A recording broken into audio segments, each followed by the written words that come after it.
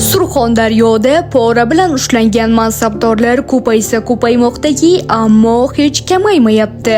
Gap shundaki, Surxondaryo viloyatida ta'lim sohasida yirik korrupsion holat aniqlandi. Huquqni muhofaza qiluvchi organlar tomonidan viloyat maktabgacha va maktab ta'limi boshqarmasining sobiq boshlig'i Mamadiyev hamda Termiz shahar bo'limining sobiq rahbari Ro'ziqulov katta miqdordagi pora bilan qo'lga olingani ma'lum qilindi. Ma'lumotlarga ko'ra, gumonlanuvchilarga nisbatan O'zbekiston Respublikasi Jinoyat kodeksining 210-moddasi pora olish bilan jinoyat ishi qo'zg'atilgan. Hozirda mazkur holat yuzasidan tergov harakatlari olib borilmoqda. Huquqni muhofaza qiluvchi organlar ishning barcha tafsilotlarini aniqlash ustida ish olib bormoqda. Ushbu xabarni ko'proq insonlar ko'rish uchun videoga like bosib, barcha yaqinlaringizga yuborib qo'yishni unutmang. Surxondaryoliklar kanalini bizda kuzating va kanalimizga obuna bo'ling.